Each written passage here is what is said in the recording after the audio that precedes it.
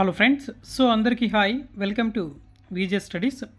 ఈ రోజు మనం ఈ వీడియోలో డైలీ కరెంట్ అఫైర్స్లో భాగంగా ప్రధానంగా వార్తల్లో నిలిచినటువంటి ముఖ్యమైనటువంటి అంశాల గురించి ఈ వీడియోలో అయితే తెలుసుకుందాం. వీడియో చూసే ప్రతి ఒక్కరు లైక్ చేయండి, కొత్తగా మన ఛానల్ చూస్తే సబ్స్క్రైబ్ చేసుకోండి, అదేవిధంగా మీ ఫ్రెండ్స్కి కూడా షేర్ చేయండి. ఇక ఆలస్యం చేయకుండా మనం టాపిక్ అయితే స్టార్ట్ చేద్దాం. ఇవాళ మొదటి అంశం వివిధతక అమృత మహోత్సవం. వివిధతక అమృత మహోత్సవం ప్రారంభించినటువంటి రాష్ట్రపతి ద్రౌపది ముర్ము. ఇక్కడ ఇంపార్టెంట్ సమ్మిట్ ఇది. వివిధతక అమృత మహోత్సవం రెండో ఎడిషన్ను న్యూఢిల్లీలో నిర్వహిస్తూ ఉన్నారు. మరి న్యూఢిల్లీలో ఎక్కడ నిర్వహిస్తున్నారు అంటే ఇది రాష్ట్రపతి భవన్లోనే ఈ యొక్క కార్యక్రమాన్ని అయితే నిర్వహిస్తూ ఉన్నారు. ఈ కార్యక్రమం యొక్క ప్రధాన ఉద్దేశం ఏంటి అంటే దక్షిణ భారతదేశానికి చెందినటువంటి కళలు, సంస్కృతిని ప్రజలు అవగాహన చేసుకునేందుకు ఈ కార్యక్రమాన్ని ప్రత్యేకంగా నిర్వహించడం జరుగుతుంది. వివిధతక అమృత మహోత్సవం ఇటీవల ఎవరు ప్రారంభించారు అంటే రాష్ట్రపతి ద్రౌపది ముర్ము. ఎక్కడ నిర్వహిస్తున్నారు అంటే న్యూఢిల్లీలో రాష్ట్రపతి భవన్లో నిర్వహిస్తూ ఉన్నారు. మరి ఈ యొక్క అమృత మహోత్సవ్కి సంబంధించి రెండవ దశ కార్యక్రమంలో ఏ రాష్ట్రాల పైన ఎక్కువగా పూర్తిగా ఇది ఫోకస్ చేసింది అంటే ఆంధ్రప్రదేశ్, కర్ణాటక, కేరళ, తమిళనాడు, తెలంగాణతో సహా కేంద్రపాలిత ప్రాంతాలైనటువంటి లక్షద్వీప్, పుదుచ్చేరిలో చైతన్యవంతమైనటువంటి సంస్కృతిని ప్రజలు అవగాహన చేసుకోవడానికి ఉపయోగపడుతుందని చెప్పి రాష్ట్రపతి ప్రకటించారు. దాదాపుగా ఇందులో 500 మంది కళాకారులు, చేనేతకారులు కూడా ఈ యొక్క కార్యక్రమంలో పాల్గొంటూ ఉన్నారన్నమాట. ఇది ప్రధానంగా వచ్చినటువంటి ఫస్ట్ కరెంట్ అఫైర్స్. వివిధతక అమృత మహోత్సవం ఎక్కడ ప్రారంభించారు అంటే న్యూఢిల్లీలో. ఎవరు ప్రారంభించారు అంటే రాష్ట్రపతి ద్రౌపది ముర్ము, గుర్తుంచుకోండి. అండ్ నెక్స్ట్ మరొక అంశం చూద్దాం. సముద్ర గర్భంలో చైనా స్పేస్ స్టేషన్. దక్షిణ చైనా సముద్రంలో దాదాపుగా 6500 అడుగుల లోతున డీప్ సీ స్పేస్ స్టేషన్ను చైనా నిర్మించబోతూ ఉంది. మరి ఈ స్టేషన్ అనేది 2030 నాటికి అందుబాటులోకి వచ్చే అవకాశం ఉన్నది. మరి శాస్త్ర సాంకేతిక ఎంతో అభివృద్ధి చెందినప్పటికీ కూడా సముద్ర రహస్యాలు ఇప్పటికీ అంతుచెక్కని విధంగా ఉన్నాయి. మరి ఈ నేపథ్యంలో సముద్ర గర్భం యొక్క గుట్టును తెలుసుకోవడం కోసం చైనా ప్రతిష్టాత్మకంగా ఈ ప్రాజెక్టును అయితే చేపట్టడం జరుగుతూ ఉంది. సముద్ర గర్భంలో చైనా స్పేస్ స్టేషన్ని ఏర్పాటు చేయబోతూ ఉంది. అది కూడా ఎన్ని అడుగుల లోతులో అంటే దాదాపుగా 6500 అడుగుల లోతులో డీప్ సీ స్పేస్ స్టేషన్ని చైనా ఏర్పాటు చేయబోతూ ఉంది. మరి దీనికి సంబంధించి పూర్తిగా అక్కడ పరిశోధనలు అయితే చేస్తూ ఉన్నారు. మరి స్పేస్ స్టేషన్ ఏర్పాటు గురించి చైనా మీడియా ప్రత్యేకంగా ప్రకటించింది. అయితే ఈ ప్రాజెక్టును దక్షిణ చైనా సముద్రంలో చైనా చేపట్టడం పైన తైవాను, వియత్నాం, మలేషియా, బ్రూనై వంటి దేశాలు అభ్యంతరం చెప్పే అవకాశం కూడా ఉంది అనేసి ఇక్కడ ప్రస్తావిస్తూ ఉన్నారు. అంటే ఇక్కడ సముద్ర గర్భంలో తొలిసారిగా చైనా ఒక స్పేస్ స్టేషన్ని అడాప్ట్ చేస్తూ దాన్ని రూపొందించబోతూ ఉన్నారు. అయితే మనం ఆల్రెడీ ఇండియాకి సంబంధించి ఇస్రో సముద్రయాన్ సముద్రయాన్కి సంబంధించినటువంటి కార్యక్రమం అనేది నిర్వహించడం జరుగుతూ ఉంది. మరి ఇక్కడ గగనయాన్ కావచ్చు, సముద్రయాన్కి సంబంధించి కావచ్చు, అదేవిధంగా అమెరికాకి సంబంధించి అటు చైనా చాలా చాలా ఇంపార్టెంట్ ఏరియాస్ అన్నీ కూడా చాలా అవసరం. ఎగ్జామ్ పాయింట్ ఆఫ్ వ్యూలో ఇలాంటి అంశాలపైన కొంచెం జాగ్రత్తగా ఫోకస్ చేయాల్సి ఉంటుంది. మరి ఇటీవల ఏ దేశం సంబంధించినటువంటి శాస్త్రవేత్తలు సముద్ర గర్భంలో స్పేస్ స్టేషన్ ఏర్పాటు చేయబోతూ ఉన్నారు అంటే చైనా అనేసి గుర్తుపెట్టుకోండి. చాలా చాలా ఇంపార్టెంట్. నెక్స్ట్ మరొక అంశం చూద్దాం. న్యాయశాఖ కార్యదర్శిగా అంజు రాఠీ రాణా ఈ పదవి చేపట్టిన తొలి మహిళగా ఈమె రికార్డు అయితే నమోదు చేయడం జరిగింది. అంటే భారత న్యాయ సేవల అధికారి అంజు రాఠీ రాణా న్యాయశాఖ కార్యదర్శిగా నియమితులు కావడం జరిగింది. ఈ పదవి చేపట్టినటువంటి తొలి మహిళగా ఈమె చరిత్రకు ఎక్కారు. అంటే అంతకుముందు ఇదే పదవిలో ఎవరున్నారు అంటే నితిన్ చంద్ర బాధ్యతలు నిర్వహిస్తూ ఉన్నారు. మరి ఇటీవల కాలంలో ఆయన పదవి విరమణ అనేది చేయడం జరిగింది. మరి ఈ నేపథ్యంలో ఈమె అంజు రాఠీ రాణాను ఇటీవల కాలంలో భారత న్యాయ సేవల అధికారి న్యాయశాఖ కార్యదర్శిగా అపాయింట్ చేయడం జరిగింది. మరి తొలిసారిగా భారతదేశంలో ఒక మహిళ ఈ యొక్క పోస్ట్కి ఎంపిక కావడం అనేటటువంటిది రికార్డుగా పరిగణించడం జరుగుతూ ఉంది. అయితే ఢిల్లీ ప్రభుత్వంలో పబ్లిక్ ప్రాసిక్యూటర్గా ఈమె దాదాపుగా 18 ఏళ్ళు పనిచేశారు. అండ్ అంజు న్యాయమంత్రిత్వ శాఖలో సంయుక్త కార్యదర్శిగా కూడా ఈమె గతంలో పనిచేయడం జరిగింది. అయితే ప్రస్తుతం న్యాయశాఖ కార్యదర్శిగా ఇటీవల ఎవరిని ఎంపిక చేశారు అంటే అంజు రాఠీ రాణా, గుర్తుపెట్టుకోండి. న్యాయశాఖ కార్యదర్శిగా ఈమె తొలిసారిగా ఒక మహిళ ఎంపిక కావడం జరిగింది. Very very important. అంటే తొలిసారిగా అనే కాన్సెప్ట్స్లో అంటే మనకి ఎక్కువ పాయింట్ ఆఫ్ వ్యూలో తొలిసారిగా ఎవరెవరు బాధ్యతలు చేపట్టారు, తొలిసారిగా ఏదైనా ప్రయోగాలు చేసినా లేదా తొలిసారిగా ఏదైనా రికార్డ్స్ నమోదు చేసినా ఇలాంటివన్నీ కూడా ఎగ్జామ్ పాయింట్ ఆఫ్ వ్యూలో అడగడానికి అవకాశం ఉంటుంది. కాబట్టి ఇక్కడ ఇటీవల న్యాయశాఖ కార్యదర్శిగా ఎవరు బాధ్యతలు చేపట్టారు అంటే అంజు రాఠీ రాణా. తొలి మహిళగా ఈమె రికార్డు అనేది నమోదు చేయడం జరిగింది అనేసి గుర్తుంచుకోండి. అండ్ నెక్స్ట్ మరొక అంశం చూద్దాం. వెరీ వెరీ ఇంపార్టెంట్ అనమాట. సో హవాయి అగ్నిపర్వతం బద్దలు. సో 100 అడుగులకు పైగా ఎగిసిపడుతున్నటువంటి లావా. మరి అమెరికాలో ఉండేటటువంటి హవాయి అగ్నిపర్వతం బద్దలయ్యింది. సో ప్రపంచంలో అత్యంత క్రియాశీలకమైనటువంటి కిలోవియా అగ్నిపర్వతం విస్ఫోటనం చెందడంతో దాదాపుగా 100 అడుగుల ఎత్తు వరకు లావా అనేది ఎగిసిపడుతూ ఉంది. యాక్చువల్లీ చెప్పాలంటే ఇది మనకి గత ఏడాది అంటే డిసెంబర్ 2024 డిసెంబర్ 23 నుంచి ఈ విస్ఫోటనం అయితే ప్రారంభమైంది. మరి ఇక్కడ ముఖ్యంగా గుర్తుపెట్టుకోవాల్సింది డిజాస్టర్ మేనేజ్మెంట్ని బేస్ చేసుకొని ఇటీవల కాలంలో హవాయి అగ్నిపర్వతం ఏ దేశంలో బద్దలయ్యింది అంటే అమెరికా గుర్తుపెట్టుకోవాలి. మరి ప్రపంచంలో అత్యంత క్రియాశీలకమైనటువంటి అగ్నిపర్వతం ఏది అంటే ఈ యొక్క హవాయిలో ఉండినటువంటి కిలోవియా అగ్నిపర్వతం. గుర్తుపెట్టుకోండి అగ్నిపర్వతం పేరు ఏంటి అంటే కిలోవియా అగ్నిపర్వతం అనేది విస్ఫోటనం చెందింది. దాదాపుగా ఎన్ని అడుగుల ఎత్తు వరకు లావా ఎగిసిపడుతుంది అని పేర్కొన్నారు అంటే 100 అడుగుల ఎత్తు వరకు. So very very important concept అనమాట. హవాయి అగ్నిపర్వతం ఇటీవల ఏ దేశంలో బద్దలయ్యింది లేదా విస్ఫోటనం చెందింది అంటే అమెరికాలో ఉండేటటువంటి అగ్నిపర్వతం. సో దీని పేరు ఏంటి అంటే కిలోవియా అగ్నిపర్వతం. గుర్తుపెట్టుకోండి, very very important. Next science and టెక్నాలజీకి సంబంధించి మోస్ట్ ఇంపార్టెంట్ కాన్సెప్ట్ అనమాట. సో ఇది కూడా చాలా చాలా ఇంపార్టెంట్.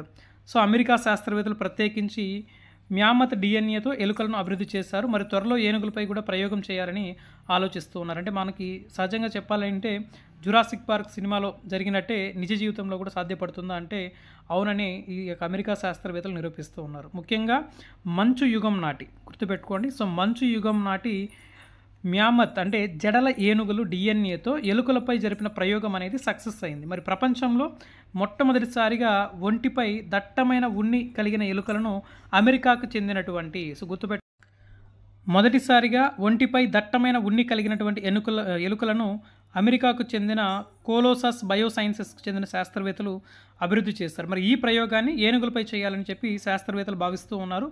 అయితే 2028 నాటికి మ్యామతులను మళ్ళీ సృష్టిస్తామనే ఆశాభావాన్ని ప్రకటిస్తూ ఉన్నారు. అంటే ఆసియాలో ఉండే ఏనుగుల డిఎన్ఏ 95% వరకు మ్యామతులతో పోలి ఉంటాయి. అందువల్ల వీటిపై ప్రయోగాలు చేయాలనేసి అనుకున్నట్టుగా శాస్త్రవేత్తలు ప్రకటిస్తూ ఉన్నారు. అంటే ఎలుకలో గర్భావధి కాలం కేవలం 2 వారాలు మాత్రమే ఉంటుంది. ఏనుగులో దాదాపుగా 2 సంవత్సరాల పాటు గర్భావధి కాలం అనేది ఉంటుంది. దాదాపుగా 660 రోజుల వరకు కూడా ఏనుగు యొక్క గర్భావధి కాలం ఉంటుంది. మరి సుదీర్ఘ కాలంలో ఉండేటటువంటి ఈ గర్భాధారణ సమయాన్ని దాటుకొని మ్యామతులు సృష్టించడం అనేటటువంటిది సాధ్యమవుతుందా లేదా అనే అంశంపైన శాస్త్రవేత్తలు పరిశీలన చేస్తూ ఉన్నారు. So very very important concept. మ్యామతులకు పునర్జన్మ అంటే ప్రత్యేకించి మంచు యుగం నాటి మ్యామత్ అంటే జడల ఏనుగుల డిఎన్ఏతో ఎలుకలపై జరిపిన ప్రయోగం అనేది సక్సెస్ అయింది. మరి ఈ ప్రయోగాన్ని ఎవరు నిర్వహించారు అంటే అమెరికాకు సంబంధించినటువంటి శాస్త్రవేత్తలు నిర్వహించారు. సో ప్రపంచంలో మొట్టమొదటిసారిగా ఒంటిపై దట్టమైన ఉన్ని కలిగిన ఎలుకలను అమెరికాకు చెందినటువంటి కోలోసస్ బయోసైన్సెస్ గుర్తుపెట్టుకోండి, కోలోసస్ బయోసైన్సెస్కి చెందిన శాస్త్రవేత్తలు దీన్ని రూపొందించడం జరిగిందనమాట. So very very important. And next మరొక అంశం చూద్దాం. సో ఇంధనం లేకుండానే అంతరిక్ష ప్రయాణం. సో నూతన శక్తి ఆవిష్కరణ నాసా శాస్త్రవేత్తల వెల్లడి. మరి అదే నిజమైతే న్యూటన్ సూత్రానికి మార్పులు అని చెప్పి మరొక అంశం వార్తల్లోకి వచ్చింది. అయితే నాసా శాస్త్రవేత్తలు అంతరిక్ష పరిశోధనలో గేమ్ చేంజర్ లాంటి ఆవిష్కరణ అయితే చేస్తున్నారు. అంటే ఇంధనం లేకుండానే అంతరిక్షంలో ప్రయాణించేందుకు వీలుగా నూతన శక్తిని కనుగొన్నట్టుగా విద్యుత్ క్షేత్రాలను వినియోగించడం ద్వారా ఇంధనం లేకపోయినా సరే రాకెట్లకు కావాల్సిన థ్రస్ట్ని ఇది అందిస్తుందని ప్రకటించారు.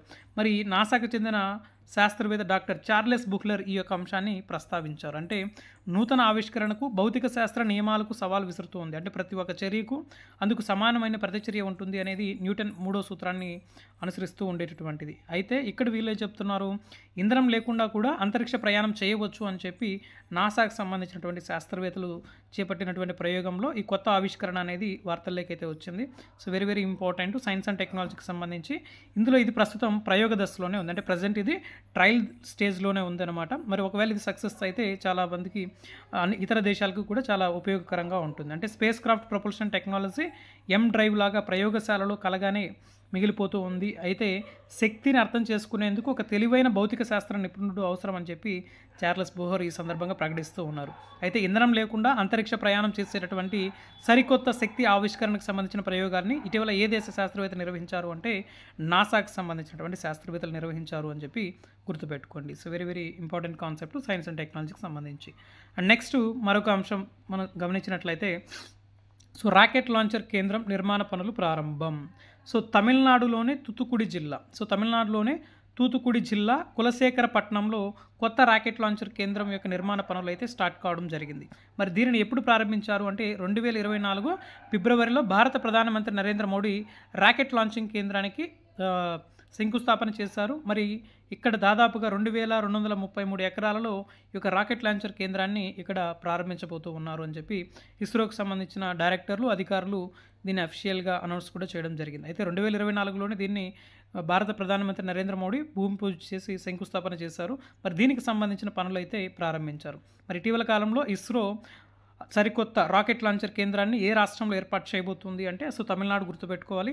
తమిళనాడులో ఎక్కడ అంటే తూతుకుడి జిల్లా కులశేఖరపట్నం అనేసి గుర్తుపెట్టుకోండి. కొత్త రాకెట్ లాంచర్ కేంద్రం యొక్క నిర్మాణం. ప్రస్తుతం ఇస్రోకి చైర్మన్గా ఎవరు పనిచేస్తున్నారు అంటే విఆర్ నారాయణన్ ఇటీవల కాలంలో కొత్తగా చైర్మన్గా అపాయింట్ అయ్యారు. గతంలో సోమనాథన్ గారు ఇస్రోకి చైర్మన్గా పనిచేశారు.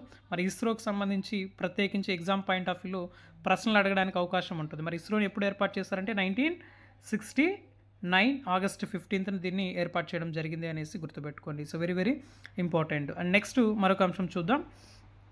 భారత్లో మిలియనియర్లు దేశంలో మిలియనియర్ల సంఖ్య అనేది పెరుగుతూ పోతూ ఉంది. దీనికి సంబంధించి ప్రత్యేకంగా గ్లోబల్ ప్రాపర్టీ కన్సల్టెంట్ సంస్థ నైట్ ఫ్రాంక్ ఒక నివేదికనైతే విడుదల చేసింది. దీంతో దేశంలో మొత్తం మిలియనియర్ల సంఖ్య అనేది దాదాపుగా 85,698కి చేరినట్లుగా ప్రకటించడం జరిగింది.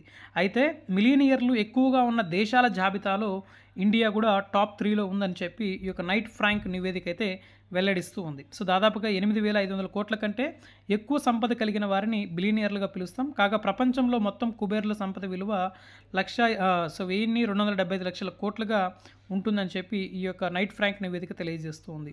అందులో దేశంలో ముఖ్యంగా మనం చూసినట్లయితే దాదాపుగా ఎక్కువ మంది కుబేర్లు ఉన్నటువంటి నగరంగా ముంబై అగ్రస్థానంలో ఉంది. తర్వాత ఢిల్లీ అనేది 2వ స్థానంలో ఉంది. మరి దాని తర్వాత హైదరాబాదు 3వ స్థానాన్ని అందుకుంది. అంటే ముఖ్యంగా చూస్తే ఇండియన్ రిచ్ లిస్ట్ 2024 నివేదిక ప్రకారం మొత్తంగా తెలంగాణలో 109 మంది, ఏపీలో 9 మంది సంపన్నులు ఉన్నట్టు ఈ యొక్క నివేదిక అయితే వివరిస్తూ ఉందన్నమాట.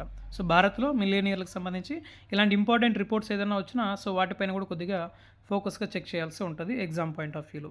And next most important concept regional ఏపీకి సంబంధించి పని ప్రదేశాల్లో వాటర్ బెల్ విధానం. వేసవిలో ఉపాధి కూలీలకు ఉపశమన ఏర్పాట్లు. ముఖ్యంగా ఇది ఆంధ్రప్రదేశ్కి సంబంధించినటువంటి అంశం.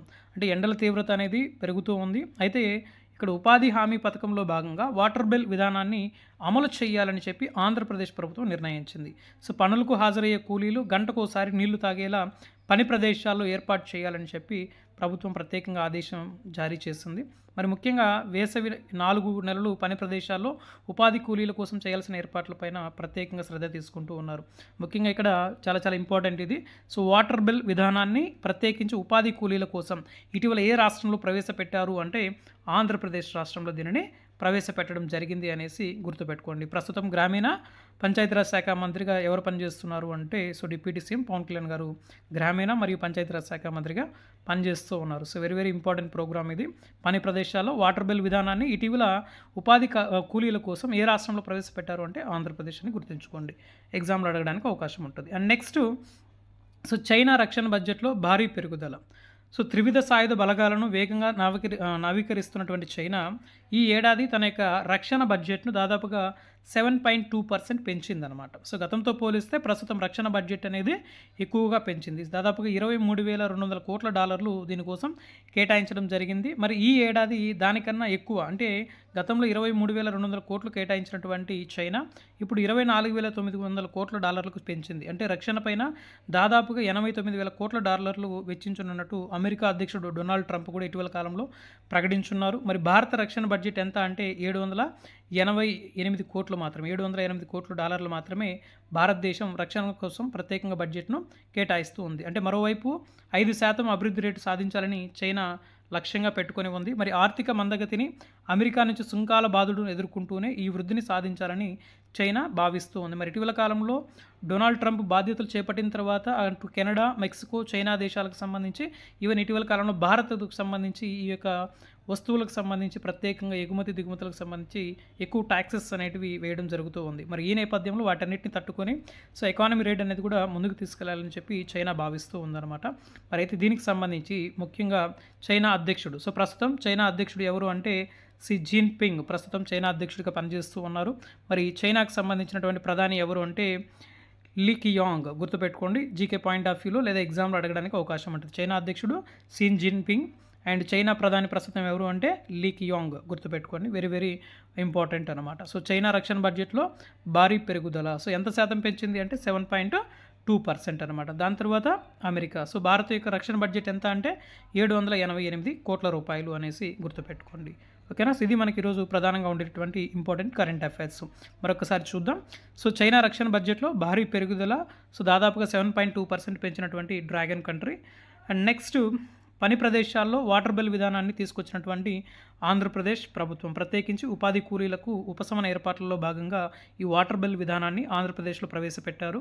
అండ్ భారత్లో మిలీనియర్లు, సో భారతదేశంలో దాదాపుగా 85,698 మంది మిలీనియర్లు ఉన్నారని చెప్పి ప్రత్యేకించి గ్లోబల్ ప్రాపర్టీ కన్సల్టెంట్ సంస్థ నైట్ ఫ్రాంక్ తన యొక్క నివేదికలో తెలియజేసింది. అండ్ నెక్స్ట్ మరొక అంశం, సో రాకెట్ లాంచర్ కేంద్రం నిర్మాణ పనులు ప్రారంభం. సో తమిళనాడులో ఏర్పాటు చేయబోతున్నటువంటి కొత్త రాకెట్ లాంచర్ కేంద్రం ఏదైతే ఉందో, సో దీని యొక్క నిర్మాణ పనులను సో తమిళనాడులోనే తూత్తుకుడి జిల్లా కులశేఖరపట్నంలో ప్రారంభించారు. మరి దీనికి 2024 ఫిబ్రవరిలో భారత ప్రధానమంత్రి నరేంద్ర మోడీ సో దీనికి శంకుస్థాపన కూడా చేయడం జరిగింది.